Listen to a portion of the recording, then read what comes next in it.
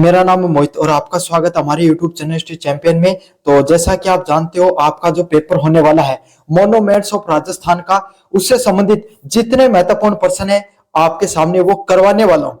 सिर्फ महत्वपूर्ण प्रश्न ही नहीं कराता हूं, जैसा कि आपको पता है मेरी क्लास होती है उसके अंदर पूरा का पूरा वन शॉट रिवीजन देखने को मिलता है। कैसा रिवीजन देखने को मिलता है भाई? आपके सामने पूरा का पूरा सिलेबस का रिवीजन देखने को मिलता है। यूनिट फर्स्ट का रिवीजन कराऊंगा, यूनिट सेकंड का रिवीजन कराऊंगा, यूनिट थर्ड और यूनिट फोर, चारों के चारों यूनिट का आपका रिवीजन देखने को मिलेगा। तो आपको वीडियो पूरा देखना है, चैनल को जरूर से सब्सक्राइब कर देना भाई।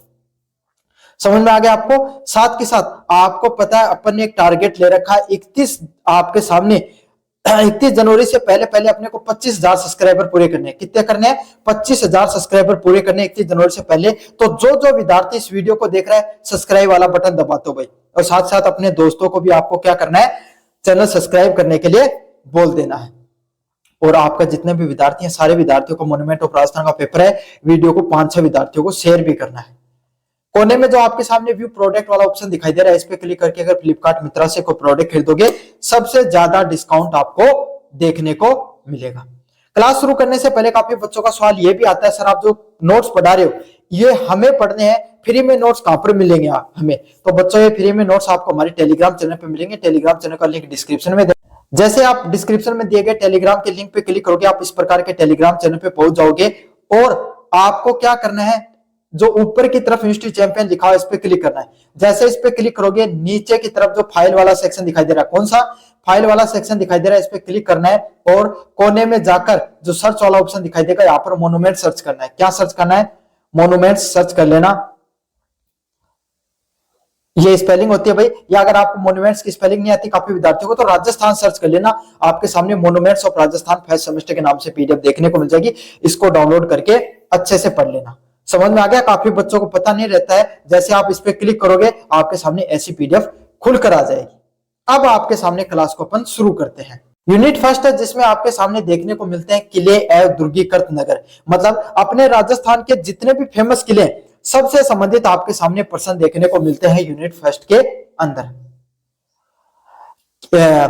किले फोर्ट एक विशाल संरचना होती है जिसका निर्माण सुरक्षा व प्रशासन के युद्ध के उद्देश्य से किया जाता है। भाई किलो के भाई थान सब ने बेरो है, किलो एक प्रकार से यहाँ की कोई एक कर दियो घर टाइप में हुआ है, लेकिन मजबूत घर बना दियो। और मजबूत घर बना दियो क्यों के अंदर, जिससे कि आपका सामने हर चीज करी जा सके। ना तो कोई आदमी किला पे ऊंची ऊंची दीवारें की, जिससे क्या ना तो कोई आदमी चढ़ सके, है ना ऊपर कोई आप गोला बारूद फेंका तो कोई तो ज्यादा असर पड़े, जिससे क्या अंदर रहने वाले जो लोग होते हैं उन्हें क्या मिल जा, सुरक्षा मिल जाए। तो किला एक प्रकार की विशाल संरचना होती है जिसका निर्माण सुरक्षा के लिए और प्रशासन और युद्ध के उद्देश्य से किया जाता है, उसको किले के नाम से जाना जाता है। जब किसी पूरे नगर की प्राचीर, बुर्ज, दरवाजे और सुरक्षा व्यवस्था से घेर लिया जाता है तो उसे दुर्गीकृत नगर के नाम से जाना जाता है। जना मतलब अगर पूरा का पूरा जो नगर होता ना, उसको हम क्या करते हैं, जो प्राचीर होती है मतलब ऊंची ऊंची जो दीवारें होती हैं, उससे बुर्ज और दो दरवाजों से अगर अपन घेर लेते हैं चारों तरफ से, तो उसी को क्या कहा जाता है, दुर्गीकृत नगर के नाम से जाना जाए। मतलब जहां थारो कोई गांव में या शहर में उसको आसपास ऊंची ऊंची दीवारों को निर्माण कर दियो, ताकि क्या कोई भी आदमी को मायने नहीं आ सके बिना अनुमति के, तो वो क्या कहलाओगे, दुर्गीकृत नगर के नाम से जाने जाओ। समझ में आया? राजस्थान को किलों की भूमि कहा जाता है क्योंकि यहाँ पर भौगोलिक परिस्थितियां जैसे रेगिस्तान, पहाड़, वन के अनुसार विशाल व मजबूत किलों का निर्माण हुआ। क्या हुआ? राजस्थान को किस भूमि के नाम से जाना जाता है? किलों की भूमि के नाम से जाना जाता है। कौन सी भूमि के नाम से भाई? किलों की भूमि के नाम से जाना जाता है, क्योंकि यहाँ पर जो जैसी भौगोलिक परिस्थितियां देखने को मिलती है उसी हिसाब से हमारे राजस्थान में जैसलमेर, बाड़मेर का नहीं जाओगा रेगिस्तान देखने मिलेगा, अजमेर का नहीं उदयपुर का जाओगे पहाड़ देखने मिलेगा, है ना। और साथ के साथ आपके सामने इसी क्षेत्र में उदयपुर में, अजमेर वाले क्षेत्र में पहाड़ के साथ वन भी दिखाई पड़ता है। झालावाड़ आपके सामने वाला क्षेत्र होता है इधर की साइड। तो हमारा एक राजस्थान एक ऐसी जगह है जहां पर हर प्रकार की भौगोलिक परिस्थितियां पाई जाती हैं। जटे रेगिस्तान भी है, जटे पहाड़ भी है और जटे वन भी पाए जाए, सारी की सारी चीज देखने मिले। तो उसी परिस्थितियों के अनुसार एक विशाल व मजबूत किलों का निर्माण होता है। तो उसी के हिसाब से क्या होता है, विशाल और मजबूत किलों का निर्माण किया जाता है, ताकि आपके सामने जैसी परिस्थितियां, जैसे जैसलमेर का किला किस पे है, रेगिस्तान में है, अब देखो कि रेगिस्तान में क्यों बनाए, पहाड़ पे क्यों कौन बनाए बेटा, हो ही क्यों नहीं पहाड़ उठे है रेगिस्तान, जब रेगिस्तान पे ही बनाऊंगा। समझ में आ गया। तो जैसी परिस्थितियां होती हैं उसी के अनुसार आपके सामने जो क्या किया जाता है, किलों का निर्माण किया जाता है। अगले वाला है राजस्थान में किलों का महत्व, मतलब राजस्थान में भाई इसी की जरूरत पड़ी कि किलों को निर्माण करेगा, क्या महत्व है। राजस्थान में किलों का केवल सैन्य संरचना ही नहीं होती, मतलब राजस्थान का जो किला है ना बस सैन्य दृष्टिकोण से नहीं बनाए गए, बल्कि वो राजनीतिक शक्ति के भी केंद्र थे। जितनो बड़ो राज्य उतनो शक्तिशाली किलो बनाना पड़ता। क्यों? क्योंकि भाई शक्तिशाली राज्य होगा तो दूसरा राजा को मन चालोगे और अटैक करेगा, और अटैक करेगा तो उन बचाने के लिए क्या चाहिए, मजबूत किलो चाहिए। तो एक राजनीतिक शक्ति के रूप में भी किले को देखा जाता था। सांस्कृतिक जीवन का स्थल, मतलब वो किला हमारे राजस्थान की या आपके सामने जो हमारा परिवेश है उसकी क्या बताता, उसकी सांस्कृतिक जो विविधता उसके बारे में भी बताता। शासकों का निवास, वहां पर रहने वाले अनेक प्रकार के राजा राजकुमार है वो सब लोग वहां पर रहा करते थे। उन सभी शासकों के निवास स्थल के रूप में भी क्या काम करता था भाई, आपके सामने ये राजस्थान के किले हैं वो काम करते थे।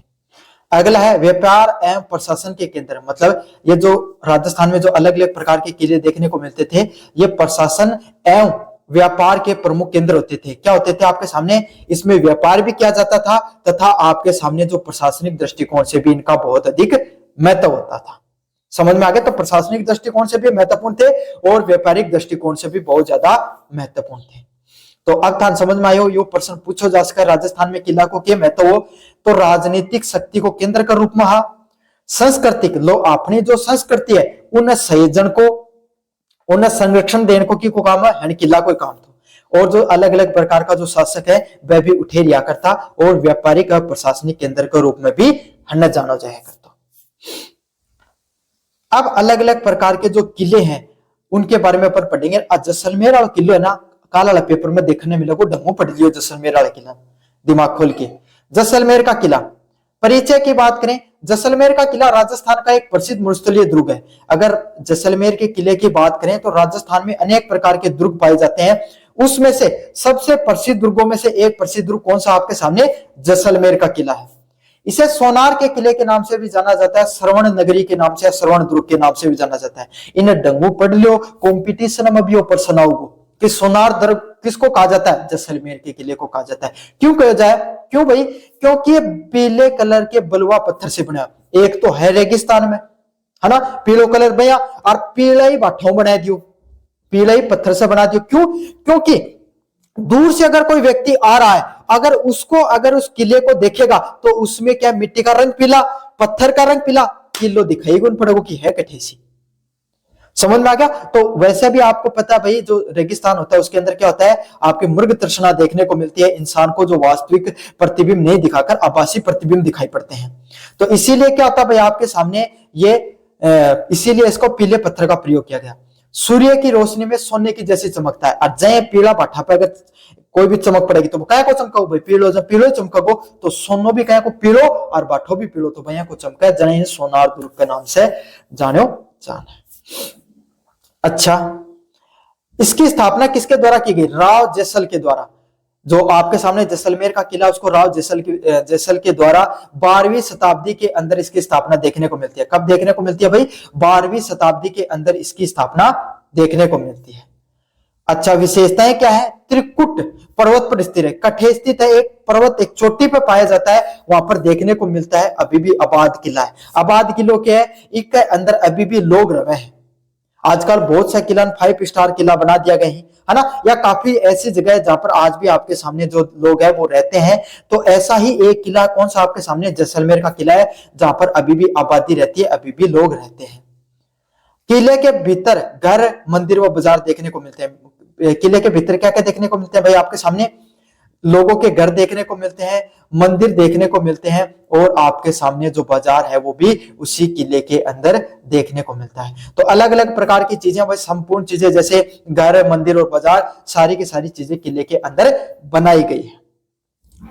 महत्व की बात करें भाई, क्या महत्व है इस किले का, व्यापारिक मार्ग से सुरक्षा, किस चीज से सुरक्षा देता था, अलग अलग प्रकार के। क्यों? क्योंकि भाई पहले के समय, भाई आज तो पाकिस्तान होगो, आज तो बॉर्डर है, लेकिन पहले का टाइम में थोड़ी हो, तो पहले जितने भी जो लोग होते थे इधर की साइड से जो दिल्ली से होकर आपके सामने पाकिस्तान या इराक की तरफ जाते थे, तो कहां से जाते थे आपके सामने, जैसलमेर से होते हुए जाते थे। तो ये एक प्रकार का व्यापारिक मार्ग भी होता था।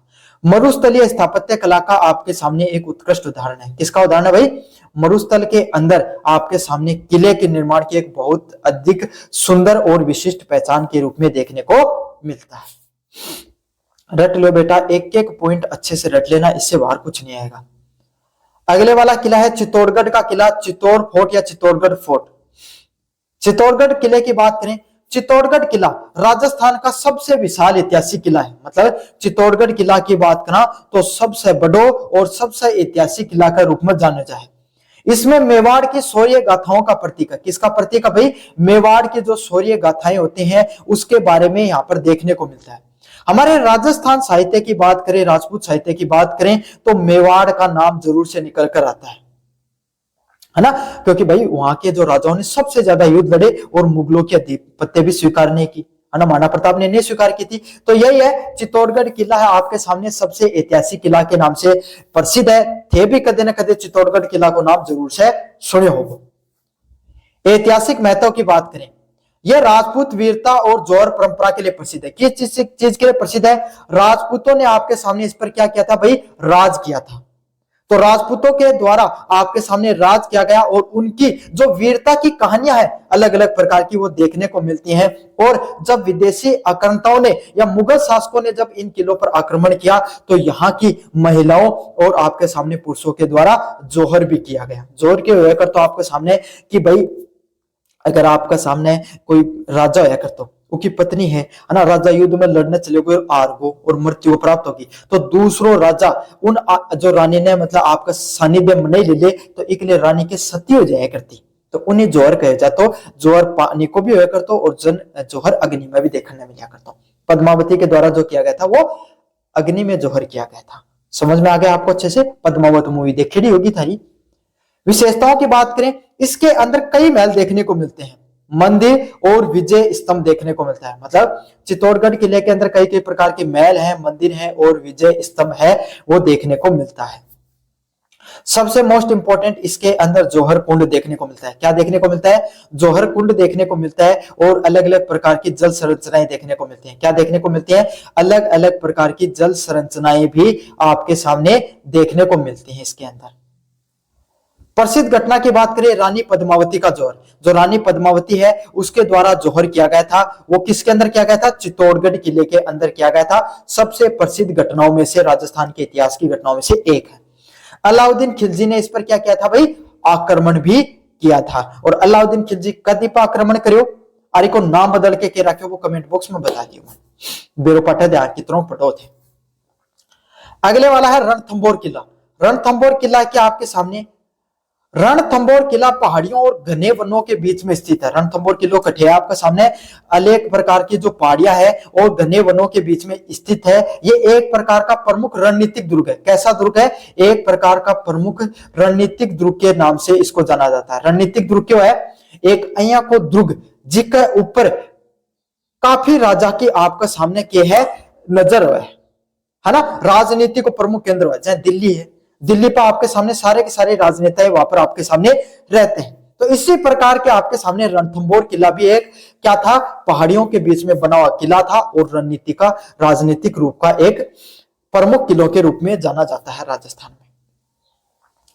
स्थिति की बात करें, कहां पाया जाता है? अरावली और विंध्याचल पर्वत के बीच में। कहां पर पाया जाता है भाई? आपके सामने अरावली और विंध्याचल पर्वत उसके बीच में पाया जाता है। अरावली कठिया राजस्थान में पाया जाए और विंध्याचल पर्वत कठिया मध्य प्रदेश में पाया जाए। तो हुण के बीच में तो मध्य कोई भी व्यक्ति है भाई वो टाइम में क्यों है कर तो जो गुजरात है ना, गुजरात के अंदर पोर्ट थो, तो जितना भी जो लोग है ना, जो दिल्ली का शासक पर गुजरात जाने के लिए राजस्थान को क्या कराया करता? मार्ग को प्रयोग करता, या दक्षिण भारत में जानो तो भी राजस्थान को मार्ग को प्रयोग किया करता। तो उसके बीच में आपके सामने रणथंभौर किला देखने को मिलता था। समझ में आ गया? और अरावली और विंध्याचल पर्वत के बीच में इसका कहीं स्थान देखने को मिलता है। वर्तमान में इस जगह पर रणथंभौर राष्ट्रीय उद्यान क्षेत्र है। इस समय क्या वहां पर रणथंभौर जो राष्ट्रीय उद्यान है भाई आपके सामने राजस्थान को काफी प्रसिद्ध राष्ट्रीय उद्यान है, वो उठे बने है। विशेषताओं की बात करें, प्राकृतिक सुरक्षा। किस प्रकार की सुरक्षा देखने को मिलती है भाई? इसकी प्राकृतिक रूप से सुरक्षा देखने को मिलती है। मंदिर व अन्य प्रकार की जल संरचनाएं हैं और सैन्य दृष्टिकोण से भी आपके सामने महत्वपूर्ण है। किस चीज से महत्वपूर्ण है? सैन्य दृष्टिकोण से भी काफी महत्वपूर्ण किला है। पहाड़ी के ऊपर निर्मित किला है। प्राकृतिक रूप से आसपास इसके जंगल देखने को मिलता है, पहाड़ी क्षेत्र देखने को मिलता है, तो प्राकृतिक रूप से इसको काफी संरक्षण देखने को है। और मंदिर और जल संरचनाएं यहाँ पर बनाई गई है।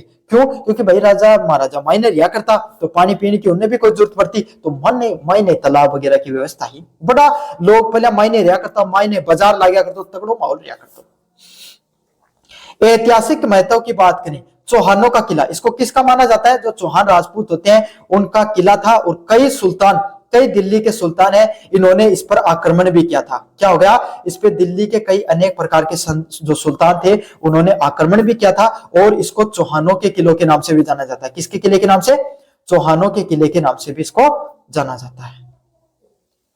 आगे की तरफ बढ़ते हैं भाई, आपके सामने कुंभलगढ़ किला। कौन सा किला भाई? कुंभलगढ़ किला। अब कुंभलगढ़ किले की क्या विशेषताएं हैं उसके बारे में अपन देखेंगे। कुंभलगढ़ किला अरावली पर्वत के बीच में स्थित एक अवैध दुर्ग है। मतलब कुंभलगढ़ किलो कठी बन रहे हैं, अरावली पर्वतमाला पर बन रहे हैं। समझ में आ गया? मेवाड़ की रक्षा का यह भी एक प्रमुख केंद्र है। क्या है? आपके सामने मेवाड़ की जो रक्षा करने का काम भी जो कुंभलगढ़ दुर्ग के द्वारा बहुत बार किया गया। अनेक प्रकार के आक्रमणकारियों ने इस पर आक्रमण किया और कुंभलगढ़ दुर्ग आपके सामने एकदम अभेद दीवार के रूप में खड़ा रहा और हर बार आपके सामने काफी बार आक्रमणों से बचाव करने में इसने बहुत बड़ा योगदान दिया। काफी बार 2-3 महीने राजा इसके आगे डेरा डालकर बैठे रहते थे कि भाई आपके सामने कब रसद सामग्री कम हो और तब आक्रमण कर सके। क्यों? एक ऊपर आपके सामने ऊपर चढ़ाई करनी और एक लित्ती लंबी दीवारी इन फांदना बहुत मुश्किल हो। समझ में आ गया? इसीलिए कुंभलगढ़ दुर्ग है, इसको अभेद दुर्ग के नाम से भी जाना जाता है। अहिया को दुर्ग जिन भेदे कौन जा वो अभेद दुर्ग। इसकी विशेष पहचान क्या होती है? भारत की दूसरी सबसे लंबी दीवार, मतलब इसकी भारत की दूसरी सबसे लंबी दीवार के रूप में है। इसकी जितनी दीवार है वो महाराणा प्रताप का जन्म है वो भी आपके सामने इसी दुर्ग के अंदर देखने को मिलता है। कौन से दुर्ग के अंदर देखने को मिलता है भाई? आपके सामने कुंभलगढ़ दुर्ग के अंदर महाराणा प्रताप का जन्म हुआ था। विशेषताओं की बात करें, ऊंची और मजबूत प्राचीर, मतलब इसकी जो ऊंची ऊंची दीवारें देखने को मिलती है और प्राकृतिक रूप से सुरक्षा भी होती है इसकी, और इसके अंदर भी अनेक प्रकार के मंदिरों का निर्माण किया गया है। महत्व की बात करें, सैन्य और सांस्कृतिक केंद्र देखने को मिलते हैं। भाई जो कुंभलगढ़ दुर्ग है इसके अंदर अनेक प्रकार के सैन्य और सांस्कृतिक केंद्र आपके सामने हैं।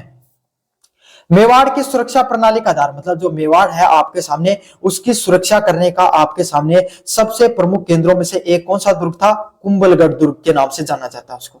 समझ में आ गया? तो इसने भी मेवाड़ की काफी बार रक्षा करने का काम किया है। कुंभलगढ़ दुर्ग ने डंगो पढ़ लियो और जैसलमेर दुर्ग ने डंगो पढ़ लियो, दोनों में एक प्रश्न जरूर साहब लिख के दूं, काल पेपर में देख लियो चाहिए।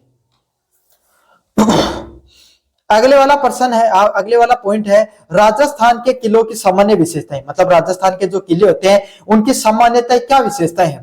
प्राकृतिक भौगोलिक सुरक्षा, मतलब ये प्राकृतिक रूप से आपके सामने सुरक्षा प्रदान करने के प्रयास, मतलब हमने के जितना भी चौक किला के तो कोई नदी का किनारा बनाया करता, के ऊंचा ऊंचा कोई पहाड़ा पर बनाया करता, या बीच रेगिस्तान में इनका निर्माण किया गया। इस प्रकार से जो राजस्थान के किलों का निर्माण किया गया कि अन्य कोई राजा अगर इन पे आक्रमण करे तो उसको भेदना मुश्किल हो जाए।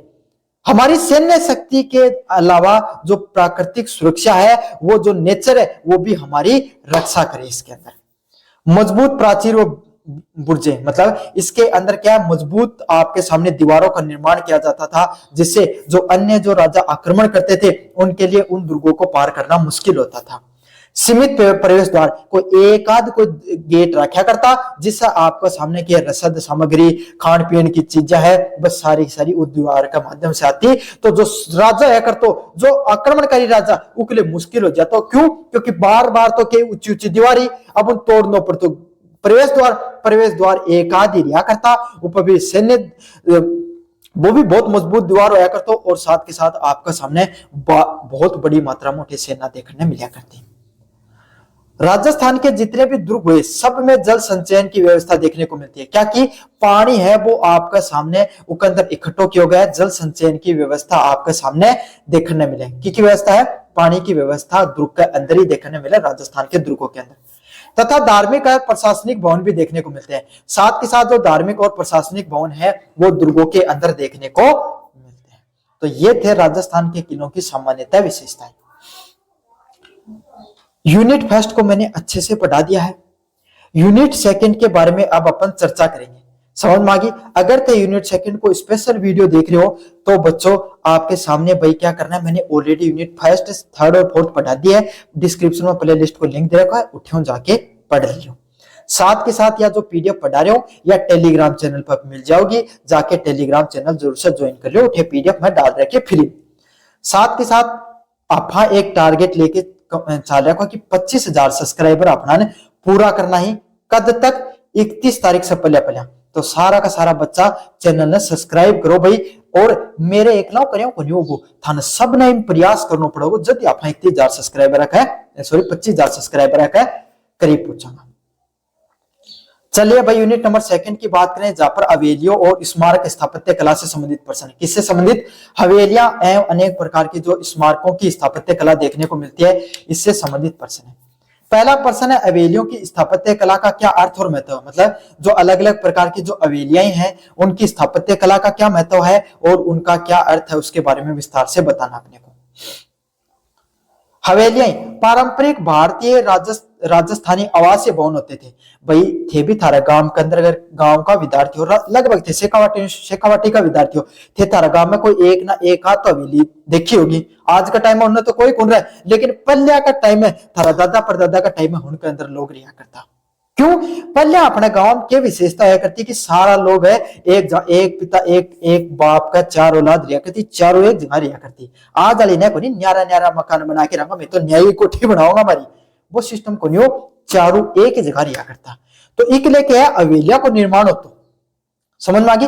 जो उन भवनों जो राजस्थान में भव्य आवासीय स्थल होते थे उनको हवेलियों के नाम से जाना जाता है, जिनका निर्माण मुख्यतः व्यापारी, सामंतों और धनिक वर्गों के द्वारा किया जाता है। अब थे एक बात बताओ, बड़ा बड़ा घर होया करता, अब गरीब आदमी तो कठियो बना ले, कौन बना? तो जनकन भाया 2 रुपया को जुगाड़ हो तो जनकन पिस्सा आया करता। व्यापारी वर्ग, सामंत और जो धनिक वर्ग मतलब भाया दानेडे वर्ग, जनकन 2 रुपया को जुगाड़ हो तो भाई आपके सामने हवेलिया को निर्माण कराया करता। हवेलियां केवल रहने के लिए नहीं थी बल्कि समृद्धि, कला और सामाजिक प्रतिष्ठा का भी प्रतीक थी। मतलब जो अलग अलग प्रकार की जो राजस्थान में हवेलियां देखने को मिलती है वो सिर्फ वहां पर रहने वाले लोगों का स्थान नहीं थी, बल्कि जिसका पास जितनी तगड़ी हवेली मतलब उन लग भाई उतना ही पिछाड़ो आदमी।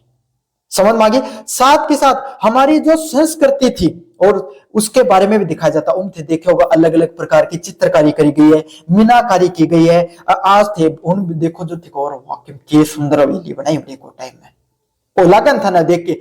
तो यही है हमारी उसके अंदर संस्कृति को सहेजा गया है और सामाजिक प्रतिष्ठा इज्जत की भी बात है करती। क्यों? जितनी तगड़ी हवेली उतनी ज्यादा आपका सामने के है सामला की उतनी ज्यादा इज्जत हो जाया करती। अब आपके सामने इन हवेलियों की क्या मुख्य विशेषता हुआ करती थी? आंगन आधारित संरचना, मतलब आगे आंगन देखा होया करतो। नकाशी द्वारा और झरोखे अलग अलग प्रकार की नकाशी बनाई जाया करती। कण पे गेट होया करता ना, पहले बड़ा बड़ा काठ का मतलब लकड़ी का द्वार होया करता, अच्छा बड़ा बड़ा है ना, और ऊपर पर भी निकासी करी जाया करती और झरोखे देखने को मिलते थे। भित्ति चित्र मतलब भित्ति चित्र क्यों है? कोई भी दीवार के ऊपर जो चित्र कर दियो गए ना उन भित्ति चित्र का नाम से देखा जाए तो कदे इंडिया का द्वारा पर देख लियो कोई मोरी उमांड्रक होगो, कोई भी कोई महिला हो को चित्र देखने मिलेगो, कोई आपके सामने कोई पशु पक्षी को, कोई राजा को, कोई देवी देवता को, कोई ना कोई एक चित्र तो थान जरूर से देखने मिलेगा। तो इनके कहे जाए भित्ति चित्र का नाम से जाने जाए।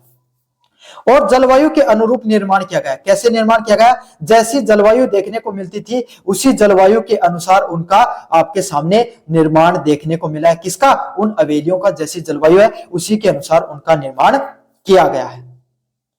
शेखावाटी की हवेलियां आपके सामने, अब हवेली भी अलग अलग प्रकार की, जैसलमेर की हवेली, शेखावाटी की हवेली, तो सबकी सब हवेलियां का बारे में आपा विस्तार से पढ़ा।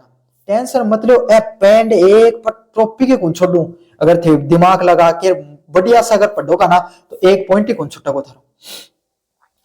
शेखावाटी क्षेत्र सिक्कर झुंझुनू चूरू इसमें भित्ति चित्रों से सजी हुई हवेलियों के लिए प्रसिद्ध है। मतलब शेखावाटी क्षेत्र है ना, जिम सिक्कर होगो, झुंझुनू होगो, चूरू होगो, इसके अंदर आपके सामने भित्ति चित्र की हवेली देखने मिली। तो अब एक बात देखो, अपने जन नौलगढ़ होगो, मंडावा होगो, है ना, झुंझुनू के अंदर भी थोड़ी बहुत देखने मिला है और सिक्कर वगैरह के अंदर भी है।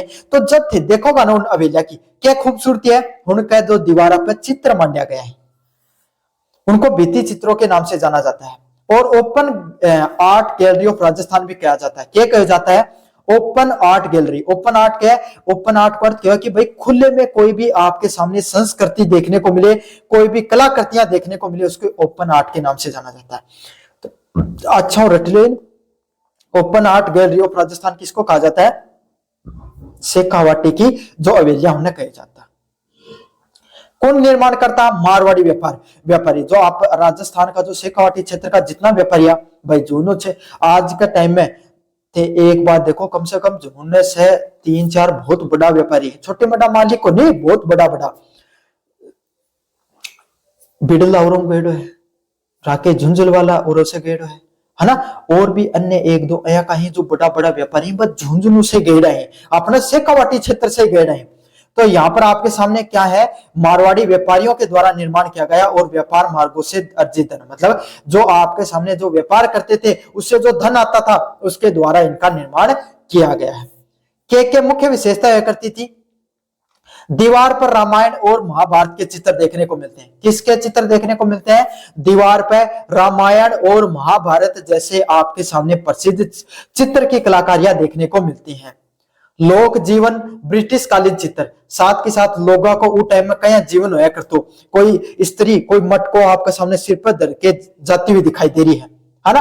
ब्रिटिश कालीन चित्र, अंग्रेजा का टाइम में कया की कलाकृति देखने मिलती, बया की चित्रकारी मीनाकारी भी देखने मिला है। मतलब लोक जीवन और ब्रिटिश कालीन